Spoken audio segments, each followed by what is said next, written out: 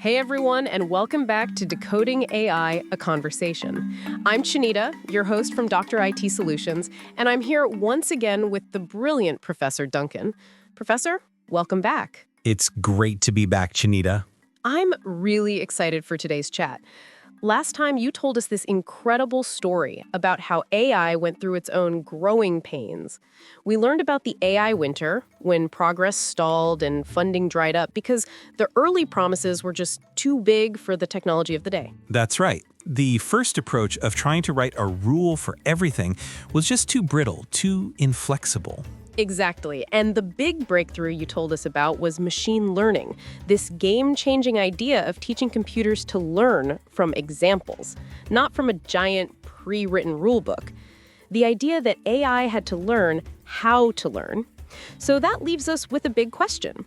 We have this amazing new approach, machine learning, but what was it waiting for? What was the missing ingredient? That is the perfect question to start with. Machine learning was like a brilliant, high-performance car engine sitting on a workshop floor. It had incredible potential, but an engine on its own can't go anywhere. It needed two things: a body to put it in, and more importantly, a massive amount of fuel. Today, we're talking about that fuel and the horsepower to use it. We're talking about the two superpowers that finally unleashed machine learning on the world. Superpowers. I love that. Okay, let's start with the fuel. You said machine learning learns from examples or data.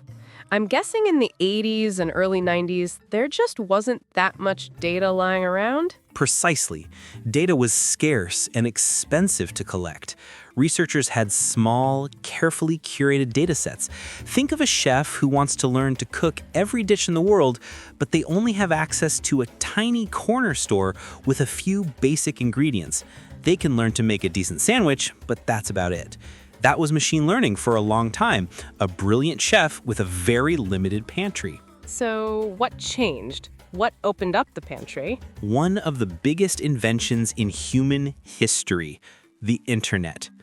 Suddenly, in the late 90s and through the 2000s, the world went online. We started creating a tidal wave of data.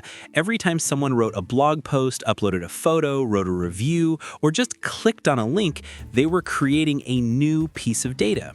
So the internet basically became this giant all-you-can-eat buffet of examples for AI. An all-you-can-eat buffet is a perfect way to describe it. Suddenly, our brilliant chef, machine learning, wasn't in a tiny corner store anymore. It was in a mega supermarket with endless aisles of ingredients. If you wanted to teach an AI to understand language, you now had billions of sentences from websites like Wikipedia. If you wanted to teach it to recognize pictures, you now had millions of photos of cats, dogs, cars, and everything else imaginable that people were uploading. This explosion of data was superpower number one. It was the fuel AI had been desperately waiting for. Okay, that makes so much sense. You have the learning method, and now you have the fuel. But I remember from our last chat that one of the first problems was that the computers were too slow. Even with all this data, you still need a powerful engine to get through it all, right? You are thinking like a true engineer, Chanita. Absolutely. All the data in the world is useless if your computer takes 100 years to analyze it. The standard computer processors at the time, called CPUs, were very smart, but they could only really do one or two things at a time. Think of a CPU as a university professor. They can solve one incredibly difficult maths problem by themselves, but it takes time. So what was the solution? Did they just wait for faster professors? Not quite. The solution actually came from a surprising place: video games. Video games? Seriously? Seriously. To create realistic graphics in video games, you need to do millions of simple calculations all at the same time to light up all the pixels on the screen. So companies started building special computer chips just for this, called graphics processing units, or GPUs. A GPU isn't like the single smart professor. It's more like an army of thousands of primary school kids.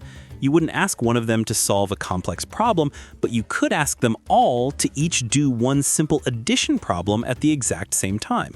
And machine learning is more like thousands of simple problems than one big, complex one. Exactly. It turned out that the maths behind training a machine learning model was very similar to the maths used for video game graphics. Lots and lots of relatively simple calculations performed in parallel. Some smart researchers realized they could use these GPUs, this army of little workers, to process data at a speed that was unimaginable before. It was 1,000 times faster than using the old CPUs. This massive boost in computing power was superpower number 2. Wow. So data from the internet and power from video games. Those really are unexpected superpowers. It's amazing how things come together. And speaking of amazing things, this series is made possible by our sponsor, Kokae.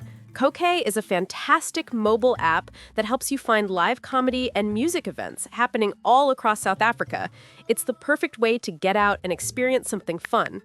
And hey, while you're thinking about it, if you're enjoying this conversation and learning something new, please take a second to like this video and subscribe to the Kokae channel.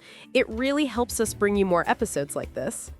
So, Professor, we now have the 2 superpowers, a mountain of data and an army of computer brains to process it. What did this combination finally unlock? It unlocked the true potential of machine learning.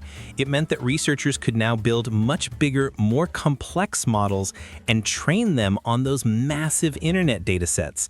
The chef now had a giant kitchen with 1,000 assistants. The theoretical idea of learning from examples could now be put into practice on a massive, world-changing scale. This was the moment the roller coaster car finally reached the top of the big hill, ready for the thrilling ride down. That's a great image. So, before we wrap up, can you give us the key takeaways on these 2 superpowers? Absolutely. First, the idea of machine learning needed fuel to work. Superpower number 1 was data, an almost infinite amount of it provided by the explosion of the internet. Second, processing that data required a new kind of power. Superpower number 2 was computing power, specifically GPUs that were originally designed for video games. And third, it was the combination of these 2 superpowers that finally allowed AI to move out of the lab and start doing truly incredible things. This is fantastic. So now AI has its learning method and its superpowers. I can't wait to hear about what it actually did with them. What were the first big, jaw-dropping moments where AI started to feel, well, intelligent? That's when we get to the real breakthroughs. Next time, Chanita, we'll talk about the moment AI learned to see millions of images better than a human, and the moment it mastered one of the most complex and beautiful games ever invented. I am officially hooked. I cannot wait. Professor, thank you again for breaking this down for us. My pleasure, Chanita. And thanks to all of you for listening. We'll catch you in the next episode of Decoding AI.